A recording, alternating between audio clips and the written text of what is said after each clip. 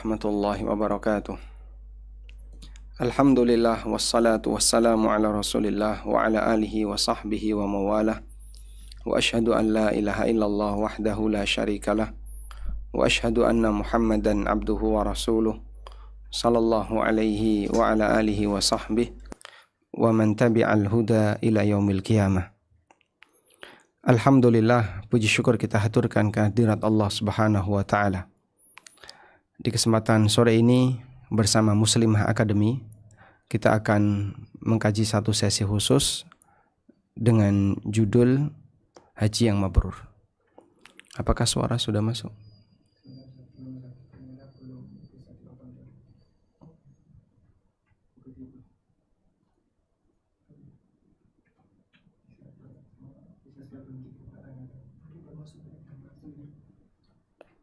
Bismillah.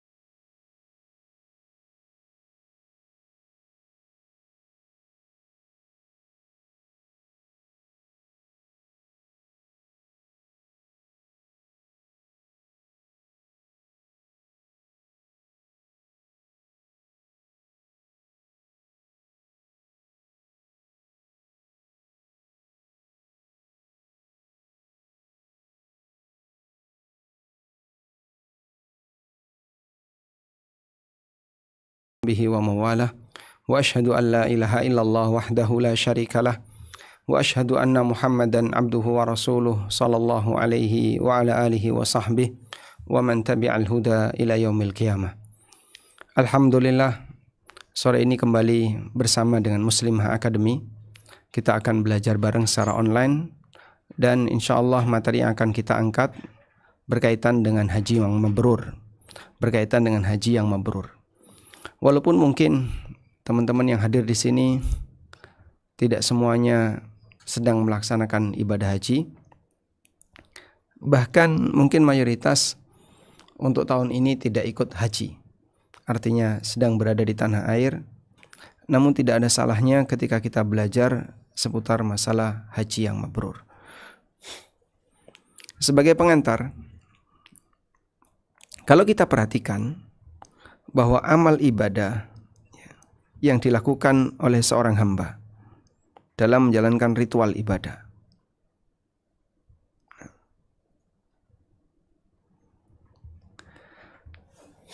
ketika seorang hamba menjalankan ritual ibadah, di sana ada ritual ibadah yang waktunya terbatas. Dalam arti waktu terbatas adalah selama pelaksanaan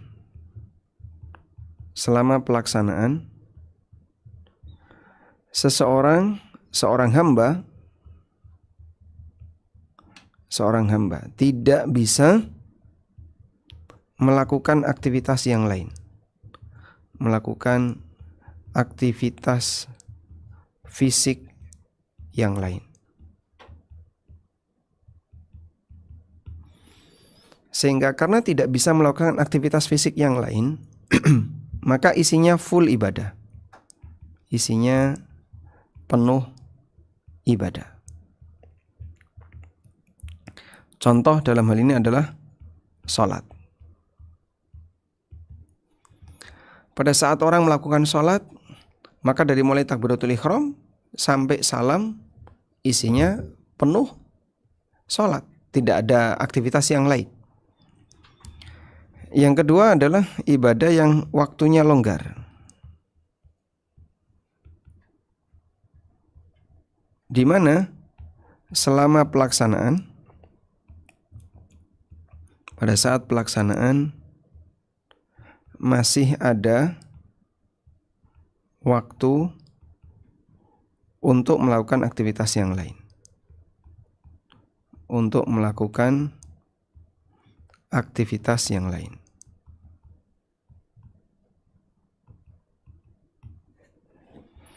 Contohnya puasa, kemudian haji, lalu umroh.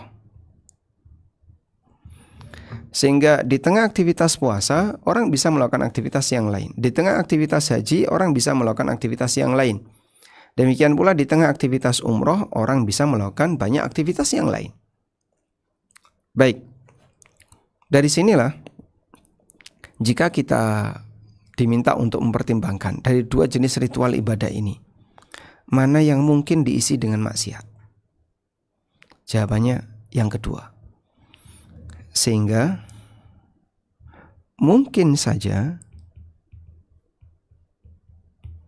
terisi dengan maksiat. Mungkin saja terisi dengan maksiat itu artinya saat proses aktivitas itu bisa saja seorang hamba melakukan maksiat. Sehingga misalnya seorang hamba puasa sambil maksiat. Bisa? Bisa. Atau haji sambil maksiat. Apakah bisa melakukan seperti ini? Jawabannya sangat bisa. Sehingga orang ketika berpuasa sambil menggibah, orang berpuasa mencuri, orang berpuasa berdusta, orang berpuasa dia nggak jaga mata, dan aneka perbuatan maksiat yang lainnya. Sebagaimana orang yang berhaji bisa juga melakukan yang sama. Haji sambil melakukan praktek yang dilarang, haji sambil nge-game. Saya pernah lihat ada, ya mungkin anak remaja haji tapi main game online. Dia haji dan waktu itu sedang berada di Mina, dalam posisi sedang memakai kain ihram karena saat lagi akan berangkat menuju Arafah. Jadi dia main main game misalnya. Atau ada orang yang haji sambil maksiat, ngerokok atau melakukan atau mengkonsumsi yang lain. Taib. Karena itulah Allah Subhanahu wa taala mengatakan tentang salat, innas salata tanha 'anil fahsya'i wal munkar. Salat itu bisa mencegah dari perbuatan keji dan mungkar. Sehingga di sini salat bisa mencegah mungkar. Dari mana salat bisa mencegah mungkar? Salah satu di antara tafsirnya adalah tatkala orang itu sedang salat, dia nggak bisa berbuat maksiat. Innas salata tanha 'anil fahsya wal munkar. Sesungguhnya salat mencegah dari perbuatan keji dan mungkar, dalam arti saat orang salat dia tidak bisa maksiat. Karena ketika dia sholat, dia nggak punya ruang untuk itu. Sholat sambil minum khamr nggak bisa. Atau sholat sambil gibah orang nggak bisa. Sholat sambil melihat aurat, jelalatan matanya. Ya mungkin ada peluang itu, tapi jarang. Apalagi kalau orang sholat di masjid, depannya laki-laki semua. Atau yang perempuan, depannya perempuan semua. Jadi dalam kondisi ketika orang itu sholat, dia tidak akan bisa melakukan perbuatan maksiat. Itulah makna innas salata tanha 'anil fahsya'i wal munkar. Beda dengan puasa, beda dengan haji. Karena itu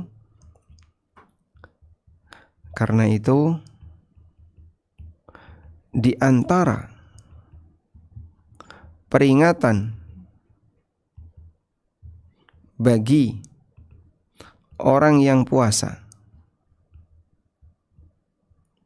dan orang yang haji, di antara peringatan bagi orang yang puasa dan orang yang haji, agar menghindari maksiat. Misalnya tentang orang yang puasa, barangkali hadis ini cukup sering ya kita dengar, di mana Nabi SAW pernah mengatakan, rubba sha'imin hadzuhu min siyamil ju' wal atas. Betapa banyak orang yang puasa yang dia dapatkan hanya haus dan lapar. Kemudian dalam hadis yang lain Nabi SAW mengatakan, man lam yada' qawla zur wal amala bihi.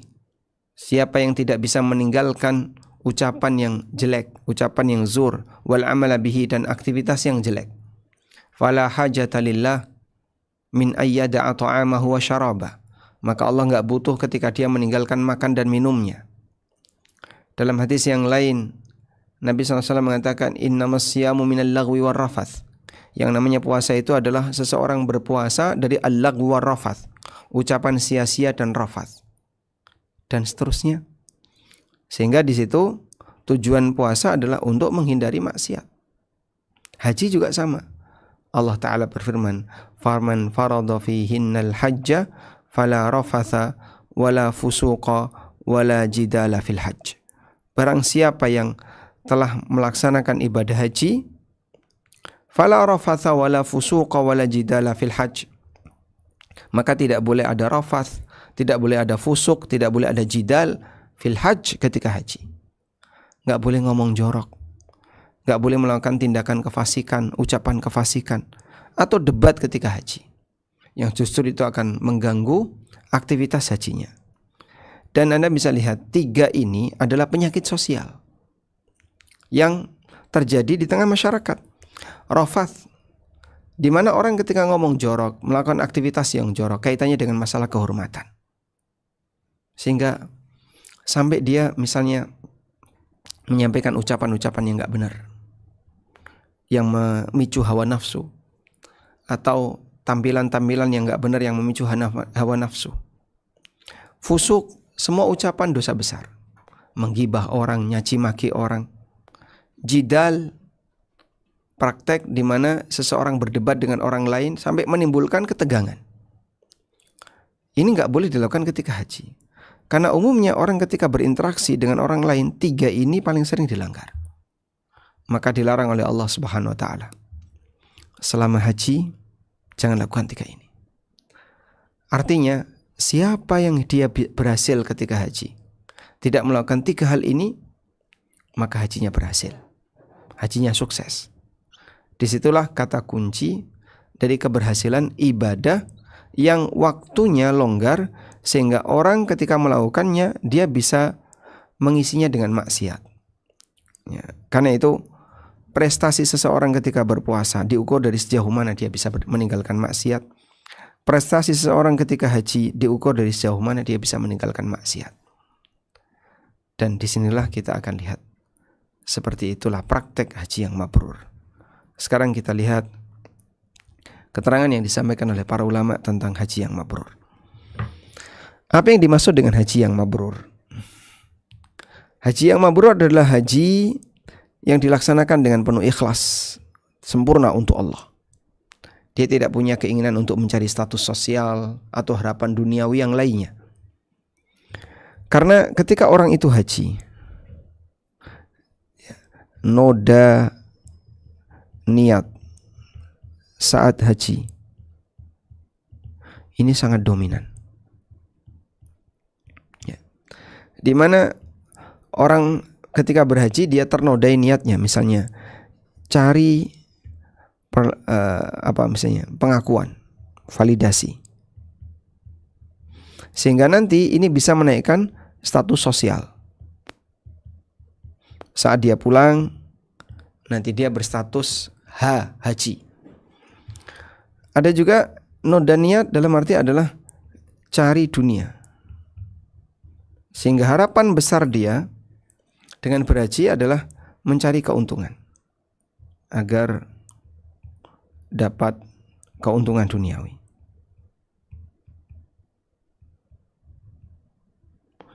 Dan yang kedua ini saya pernah jumpai. Ada sebagian di antara jamaah haji yang dia berharap agar nanti selesai haji bisa naik bintang. Jadi waktu itu posisi derajat beliau atau pangkat beliau belum sampai bintang. Kemudian beliau berharap dengan haji ini nanti kalau pulang bisa dapat bintang. Masya Allah. Dan mungkin masih banyak orang yang haji biar nanti dagangannya laris, usahanya makin berkembang, dan seterusnya. Tayyib. Wa yuttaba'u fihi sunnatun Nabi sallallahu alaihi wasallam. Dan ketika haji mengikuti sunnah Nabi sallallahu alaihi wasallam bidiqqah, dengan sangat detail. Wa yakhlu minal ma'asi, dan terhindar dari maksiat, wal atham, dan aneka dosa.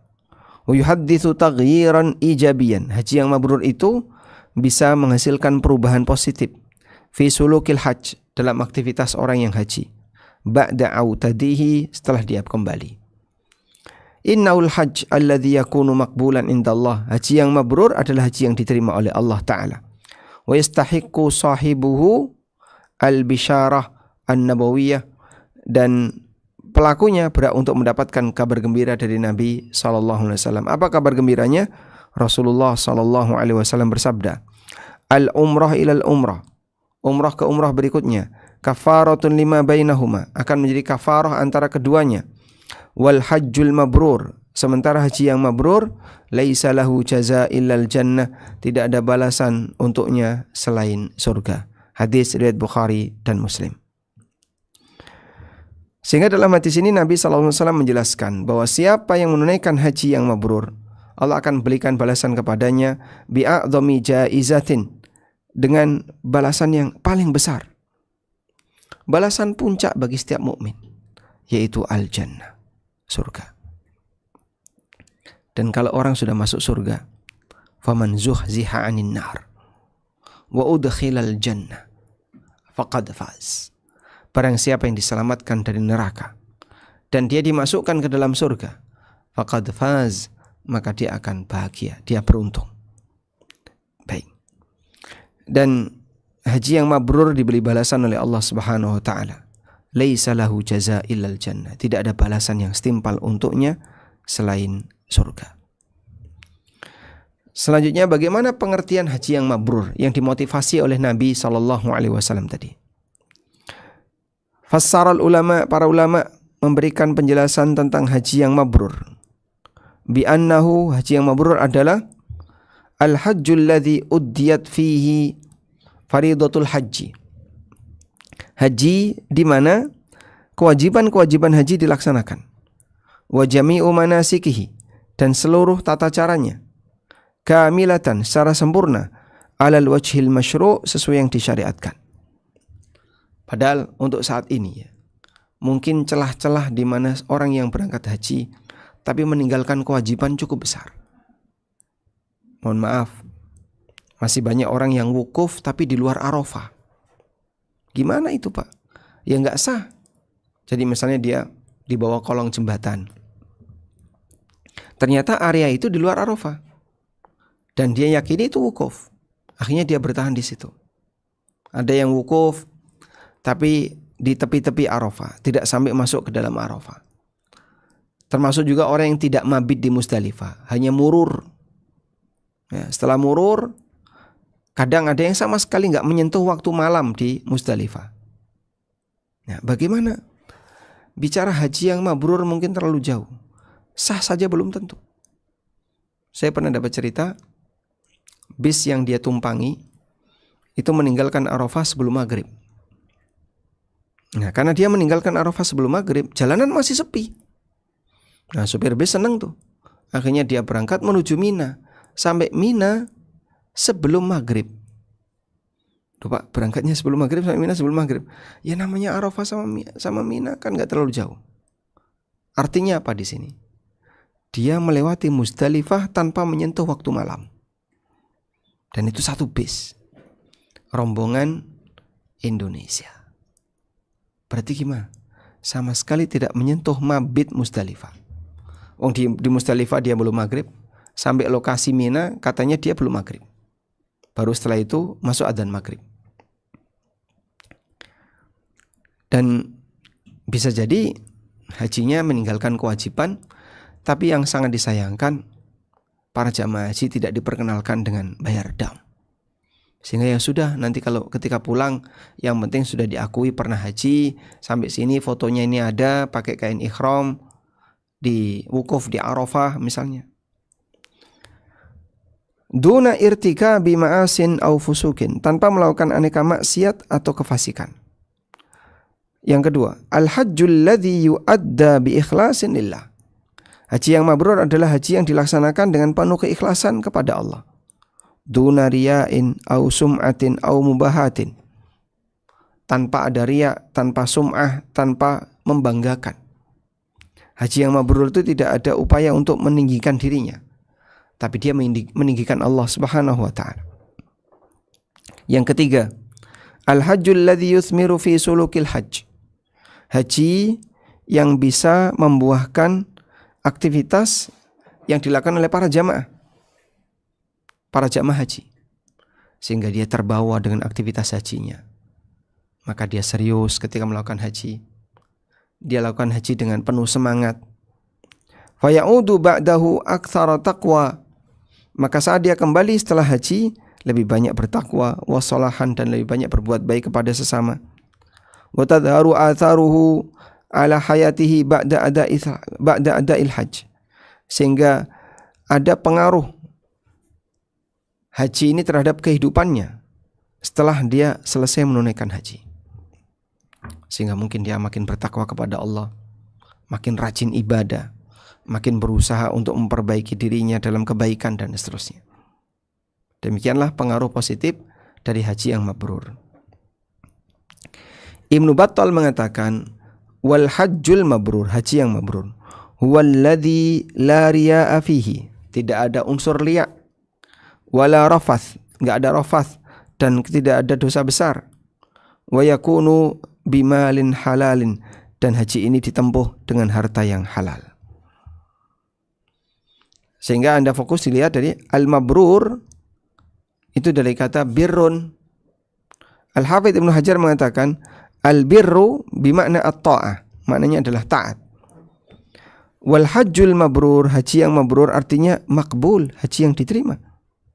Waqila, dan ada yang mengatakan huwallazi la yukhalituhu syai'un minal ma'asi. Haji yang mabrur adalah haji yang tidak tercampur dengan kegiatan maksiat, ya, sedikit pun.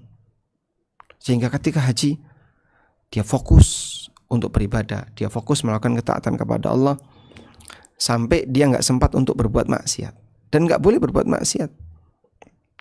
Tayyib. Ini definisi haji yang penuh dengan bir. Jadi tadi ya, al-mabrur. Al-mabrur dari kata al-birru. Dari kata al-birru, yang artinya kebaikan. Sehingga haji yang mabrur adalah haji yang dihiasi dengan penuh banyak kebaikan. Itulah haji yang mabrur. Baik, selanjutnya sifat dan syarat haji yang mabrur. Beberapa sifat dan syarat haji yang mabrur. Yang pertama adalah harus ikhlas lillahi. Dan Allah Maha tahu hati para hamba. Maka kalau hamba ketika berhaji dan dia tidak ikhlas, Allah tahu kalau dia nggak ikhlas. Dan ini adalah asas diterimanya ibadah haji dan seluruh ibadah yang ada di bumi yang lainnya. Yajibu ayyakunal qasdu, wajib tujuannya dalam melaksanakan haji adalah at-taqarrub ilallahi azza wa jalla, dalam rangka mendekatkan diri kepada Allah Ta'ala wahdah semata, dalam rangka ibadah kepada Allah semata, duna ayyi ghardin dunyawiyin, dan tidak diiringi dengan tujuan-tujuan duniawi seperti riya, sum'ah, mubahah bainan nas, membanggakan diri di hadapan manusia, ingin punya status sosial. Allah Ta'ala berfirman, wa ma umiru illa liya'budullaha mukhlishina lahuddin. Tidaklah mereka diperintahkan kecuali agar mereka beribadah hanya kepada Allah semata dengan mengikhlaskan ad-din, agama. Yang dimaksud agama di sini adalah amalan. Dengan mengikhlaskan amalan untuk seluruh Allah. Nah, kemudian yang kedua adalah ittiba'u sunnatin Nabi sallallahu alaihi wasallam. Haji yang mabrur itu mengikuti sunnah Nabi sallallahu alaihi wasallam. Haji yang mabrur menuntut seseorang untuk menunaikan manasik haji tamaman secara sempurna. Kama fa'alahan Nabi sallallahu alaihi wasallam, sebagaimana yang pernah dilakukan oleh Nabi sallallahu alaihi wasallam. Tuna ziyadatin au nuqsan, tanpa ditambahin ataupun dikurangi. Qala sallallahu alaihi wasallam, Nabi sallallahu alaihi wasallam bersabda, "Khudhu anni manasikakum." Khudhu anni manasikakum. Silahkan kalian ambil tata cara manasik kalian dariku. Sehingga sahabat ketika itu berusaha untuk memperhatikan bagaimana cara Nabi SAW ketika berhaji. Nah, sahabat yang punya perhatian serius dalam hal ini adalah sahabat Jabir bin Abdullah. Bahkan hadis sentral yang menjadi acuan baku dalam masalah haji adalah hadis Jabir bin Abdullah radhiyallahu anhu. Baik, sekarang kita lihat bagaimana semangat sunnah, mengikuti sunnah yang dilakukan oleh para sahabat. Ya'la bin Umayyah pernah bercerita, "Tuftu ma'a Umar bin Khattab." Aku pernah tawaf bersama Umar bin Khattab radhiyallahu anhu. Falamma kanat indar Rahman, falamma kuntu indar rukni, saya ulangi. Aku pernah tawaf di Ka'bah bersama Umar. Falamma kuntu indar rukni, ketika aku sudah mencapai rukun, salah satu pojokan Ka'bah, alladzi yalil bab, tepat berada di sebelah pintu Ka'bah. Nah, berarti kalau kita lihat di sini ya, coba kita buka.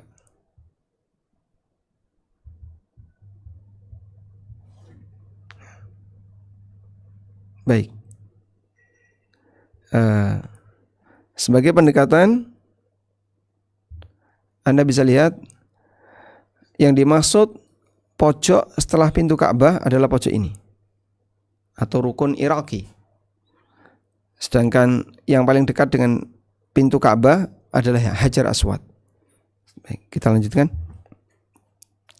Aku pernah tawaf bersama Umar ketika kami mendekat ke rukun alladzi yalil bab, setelah pintu, mimma yalil hujrah, dan itu berada di sebelah Hijr Ismail.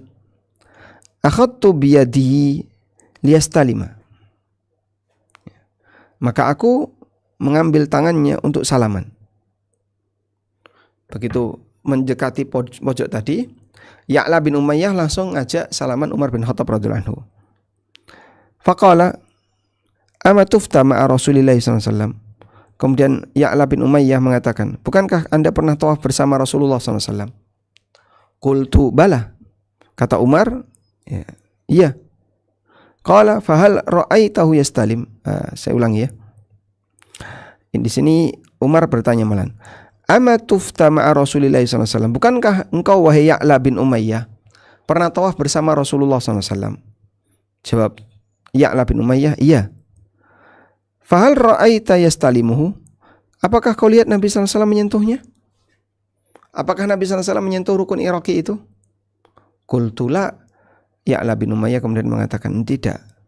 Qala, kemudian Umar mengatakan, fanfudh anka fa innalaka fi Rasulillah sallallahu alaihi wasallam uswatun hasanah.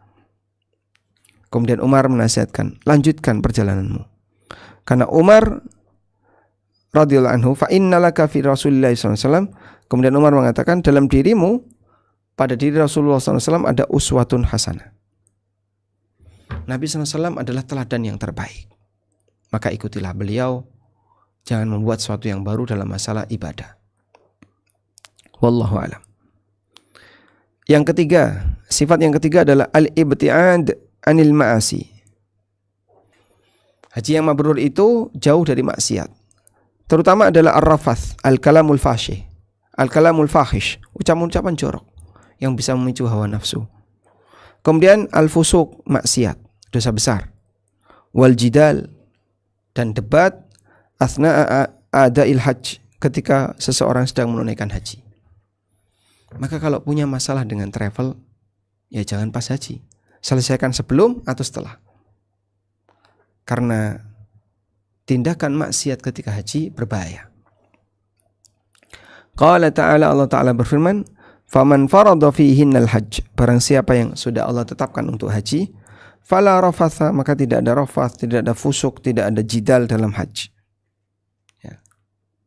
Sehingga di sini seseorang yang sudah haji ya enggak boleh melanggar larangan-larangan ini. Qala an-nabiy sallallahu alaihi wasallam, man hajja falam yarfuth, barang siapa yang haji dan bisa menjaga ucapannya, bisa menjaga perbuatannya sehingga tidak melakukan kefasikan, raja'a kayaumin waladatu ummuh, maka dia pulang seperti bayi yang baru saja dilahirkan. Hadis sahih riwayat Bukhari Muslim. Masya Allah, balasan yang sangat istimewa. Taib. Selanjutnya, dalam haji itu nafkahnya harus halal. Haji yang mabrur menuntut antakuna takalif al-hajj. Haji yang mabrur itu menuntut antakuna takaliful hajj min malin thayyibin halal, agar perlengkapan haji itu diambil dari harta yang halal, yang thayyib. Li'anna Allah thayyibun, karena Allah zat yang maha baik. La yaqbalu illa thayyiban, dan Allah tidak menerima kecuali yang baik. Sebagaimana sabda Nabi sallallahu alaihi wasallam, innallaha thayyibun la yaqbalu illa thayyiban. Allah zat yang maha baik dan Allah tidak menerima kecuali yang baik.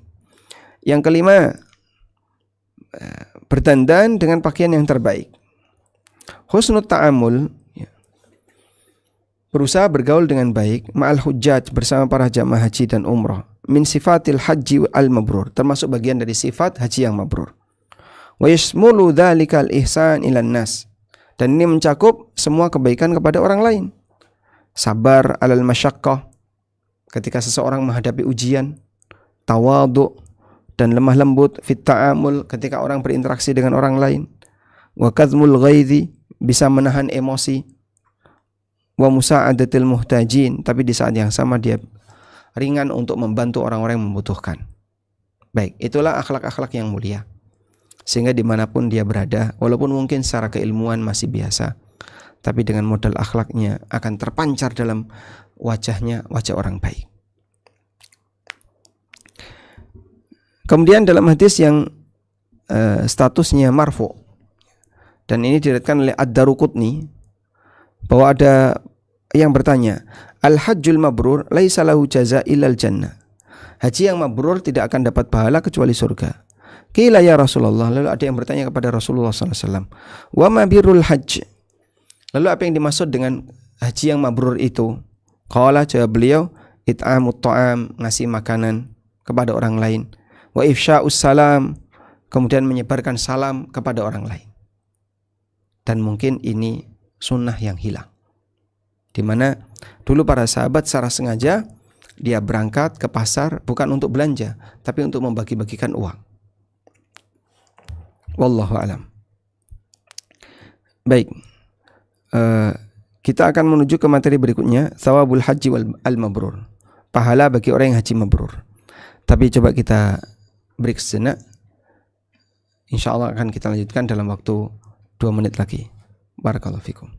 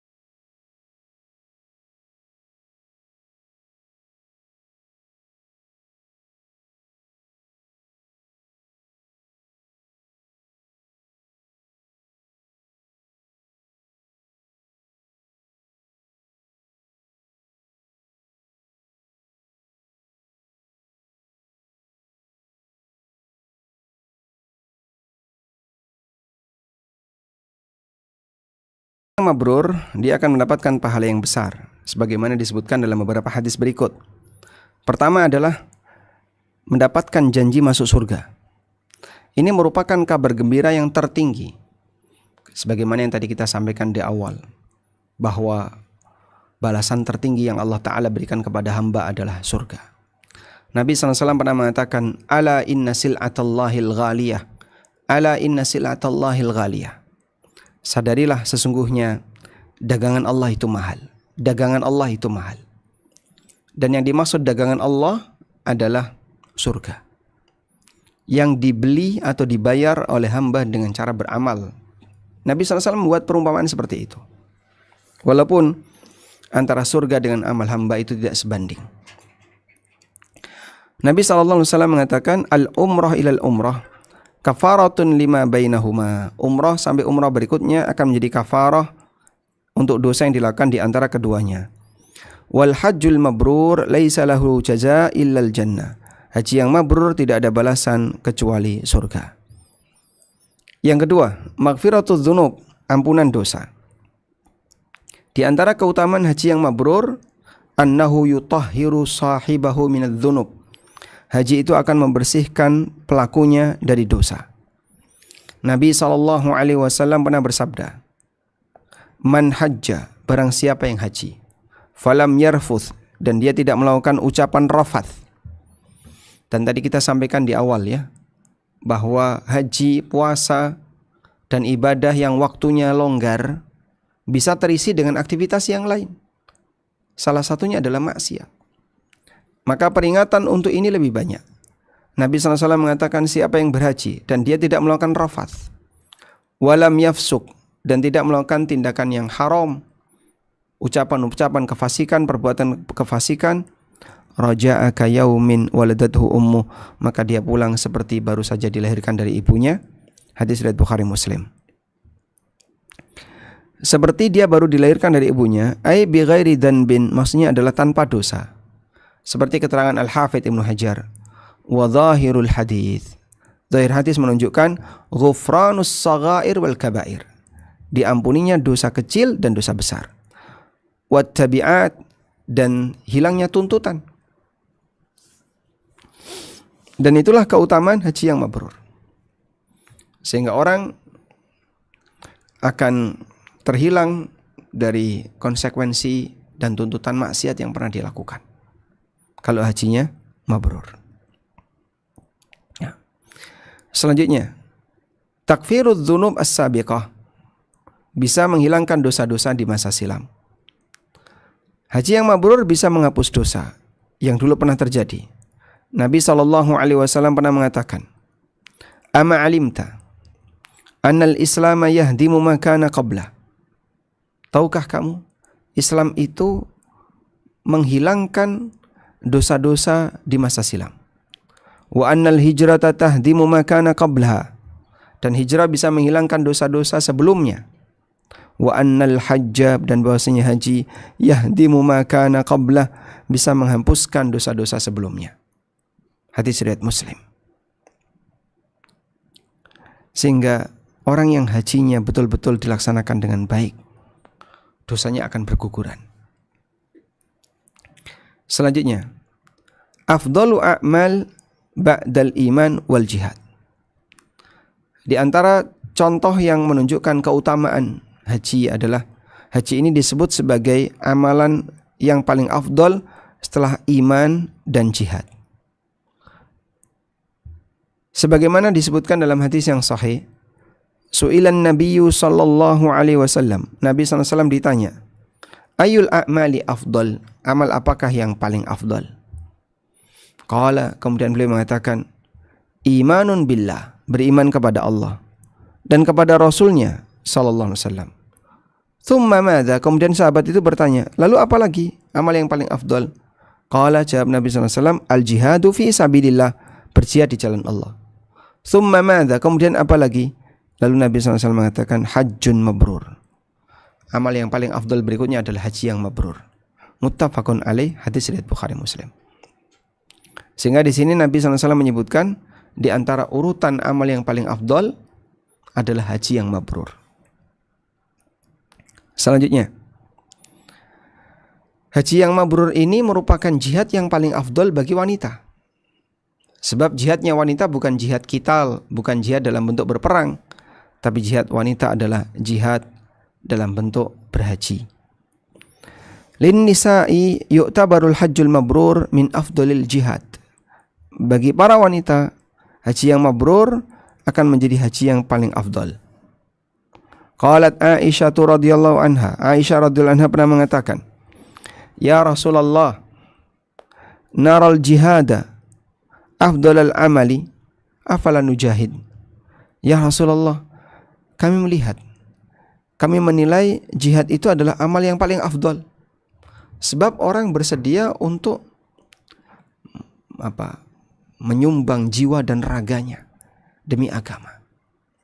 Dia siap mati, dia keluarkan banyak harta demi agama. Qala, kemudian Aisyah menawarkan diri, boleh enggak kita berjihad? Qala, kemudian kata Nabi SAW, la, enggak boleh. Lakin afdalal jihad, namun jihad yang paling afdal bagi wanita adalah hajjun mabrur, haji yang mabrur. Hadis riwayat Al-Bukhari. Sehingga kita bisa lihat di sini bagaimana posisi wanita yang jihadnya tidak sebagaimana laki-laki. Wanita berjihad bentuknya adalah berhaji dengan mabrur. Maka gunakan kesempatan yang baik, terutama bagi para jamaah yang sudah dan sedang menunaikan ibadah haji. Optimalkan, mengingat banyak sekali janji pahala yang diberikan oleh Nabi SAW. Nah, kemudian di sini ada satu perbedaan antara haji yang mabrur dengan haji yang magrur. Ada mabrur, ada maghrur. Haji yang mabrur tadi sudah kita baca beberapa hadisnya. Sekarang bagaimana dengan haji yang maghrur, yang orangnya tertipu?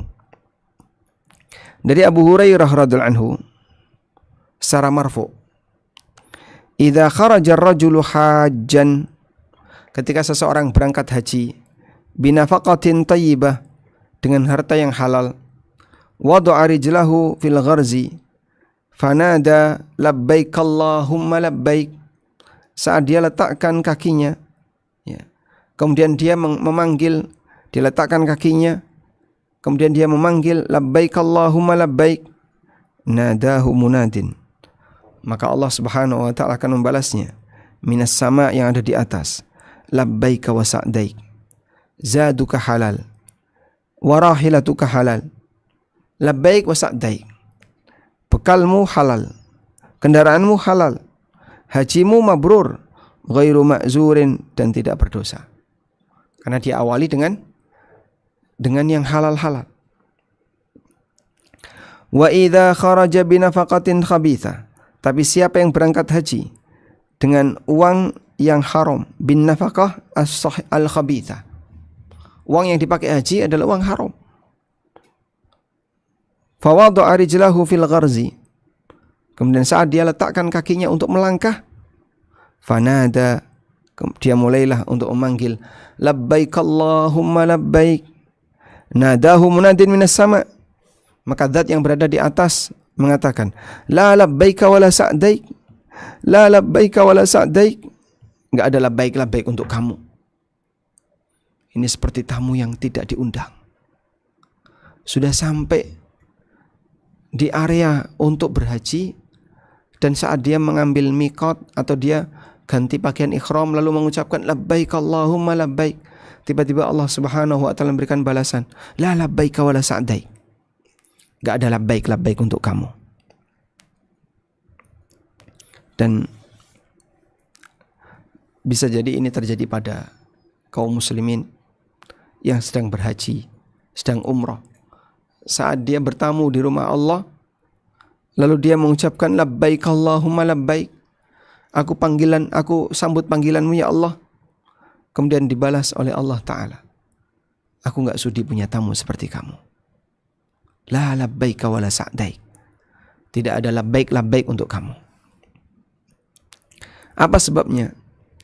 Zaduka haram, bekalmu haram, wa nafaqatuka haram, nafkahmu haram, wa hajjuka ghairu mabrurin, dan hajimu tidak mabrur. Karena itu waspada dengan orang yang berangkat haji tapi di posisi hartanya haram. Gimana itu, Pak? Jangan tanya tentang masalah mabrur dan tidak mabrur. Selamat saja sudah, walhamdulillah orang ini tidak mati di sana. Taib. Dan kita berharap agar kaum muslimin menyadari akan hal ini. Tinggalkan aneka maksiat selama ibadah haji, karena ini adalah waktu Anda untuk fokus taat kepada Allah. Boleh disebut seperti bertapa dalam sebuah kegiatan besar, yaitu berhaji ke Baitullah. Semoga Allah Subhanahu wa taala mudahkan Anda untuk bisa mendapatkan haji yang mabrur. Kemudian di sini ada beberapa pertanyaannya. Hal hiya dzunub allati la yukaffiruha al-hajj? Adakah dosa yang tidak bisa dihapus dengan haji? Jumhur ulama sepakat bahwasanya haji yang mabrur hanya bisa menghapus dosa kecil. Sedangkan dosa besar fatahtaju ila taubatin nasuh, butuh untuk dikasih taubat yang serius. Mustaqillah, sendiri. Artinya dia tidak hapus dengan keberadaan amal soleh yang dikerjakan. Kama annal hajja la yasqutu bi huquqil ibad. Sebagaimana haji tidak bisa la yusqitu huquqal ibad. Tidak bisa menghapuskan hak hamba. Haji tidak bisa menghapuskan hak hamba. Orang punya utang, kemudian haji. Apakah utangnya jadi otomatis lunas? Tidak. Sebagaimana kezaliman tidak hilang gara-gara orangnya haji, utang juga sama. Bal yajibu radduha, maka dia wajib untuk mengembalikannya. Awil istihlal minha, atau dia minta untuk disucikan, untuk dihalalkan dari pemiliknya. Qabla ada'i faridatil haji, sebelum dia melaksanakan kewajiban haji. Ibnu Nujaym mengatakan haji itu tidak bisa menjadi kafarah untuk kezaliman, wala yuqta'u fihi bi ghufranidz kabair, dan tidak bisa dipastikan kalau dosa besar akan diampuni. Allati bainal abdi wa maulah, yang dosa itu terjadi antara seorang hamba dengan penciptanya, Allah Azza wa Jalla. Baik, intinya dalam hal ini ulama beda pendapat. Ada khilaf. Apakah haji bisa menghapus semua dosa? Ya, tadi kita sebutkan untuk dosa kecil, ulama sepakat bisa hapus dengan haji, bisa hilang dengan haji. Yang kedua, dosa kecil. Nah, di sini ulama beda pendapat.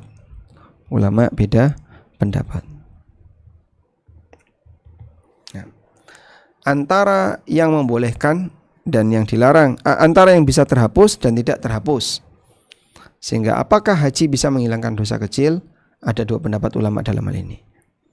Nah, selanjutnya, ma hiya dzunub allati la yukaffiruhal hajj. Dosa apa yang tidak bisa atau bawahnya ini. Ma hiya dzunub allati tufsidul hajj. Dosa apa yang bisa merusak haji? Ada satu dosa, hanya satu, al-wahid, hanya satu-satunya dosa. Alladzi yufsidul hajj, yang bisa membatalkan haji, yaitu jima sebelum tahallul awal. Tahallul awal terjadi pada tanggal berapa? Tanggal 10. Setelah orang lempar jumrah, cukur tahallul awal, atau tawaf ifadah, cukur tahallul awal. Kalau sampai sebelum tahallul awal dia melakukan hubungan badan, ya hajinya bisa batal. Ay qabla ramyi jamratil aqabah, sebelum dia melempar jumrah aqabah atau tawaf ifadah. Dan ini dengan sepakat ulama. Adapun maksiat yang lain seperti perbuatan kefasikan, debat, ini tidak sampai membatalkan haji. Walakinnaha tunqisu min ajril haji, tapi ini bisa mengurangi pahala haji al-mabrur dan thawabnya dan pahalanya. An-Nawawi mengatakan ajma'al ulama, para ulama sepakat ya, ala anna man jama'a fi hajjihi qabla tahallul awal fasada hajjuhu. Siapa yang melakukan hubungan badan ketika haji sebelum tahallul pertama, maka hajinya rusak, hajinya batal. Wa alaihi itmamuhu thumma qada'uhu. Dia wajib menyempurnakan yang sudah dilakukan tadi, kemudian nanti dia qada'. Masya Allah, hajinya tetap harus dilakukan. Sehingga begitu ketahuan, berarti saya batal nih hajinya ya, harus tetap diselesaikan. Dan besok tahun depan harus haji lagi. Wallahu a'lam. Walhamdulillahirabbil alamin. Mungkin itu yang bisa kita sampaikan. Semoga bisa menjadi materi yang bermanfaat. Wassallallahu ala nabiyyina Muhammadin wa ala alihi wa sahbihi wasallam.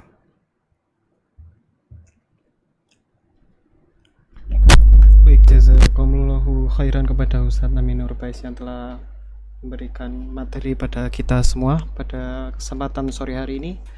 Dan alhamdulillah telah masuk beberapa pertanyaan dari jamaah sekalian Ustaz dan telah diproses oleh pihak panitia.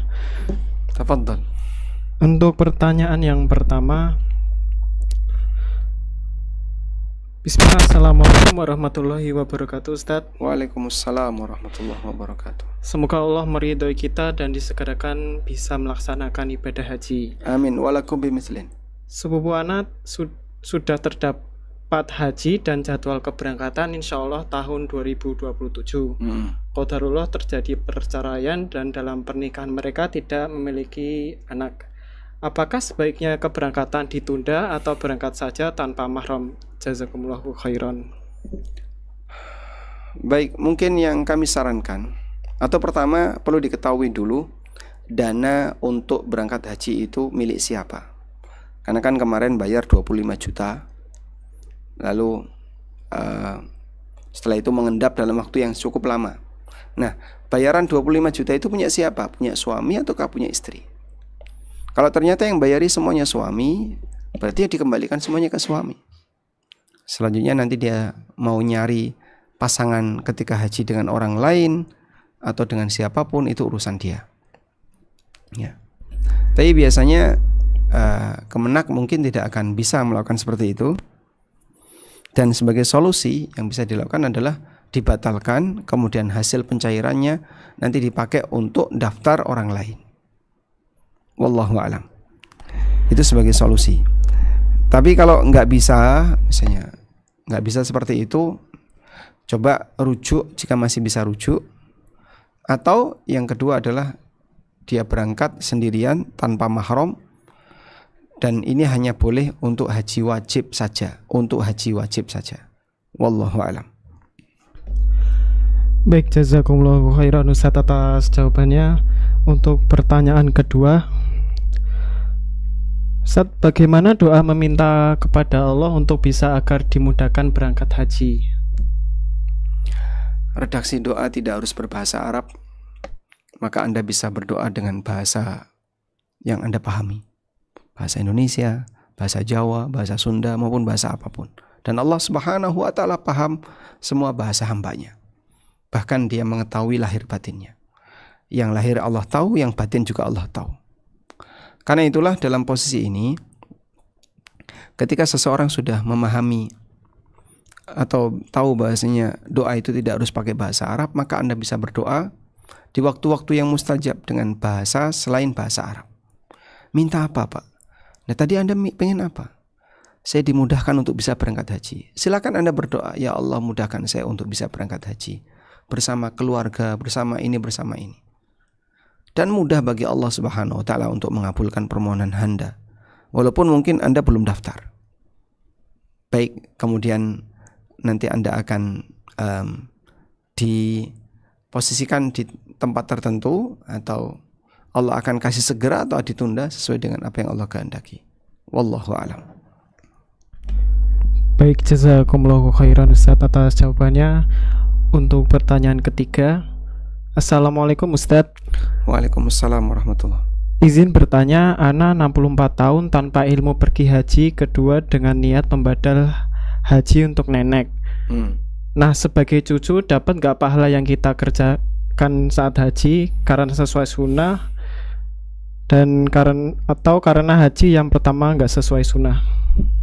Haji yang pertama tidak sesuai sunnah. Saya nggak bisa memastikan nilai untuk haji pertama Anda. Tapi pada asalnya haji itu selama benar sah, sehingga tidak perlu diulang.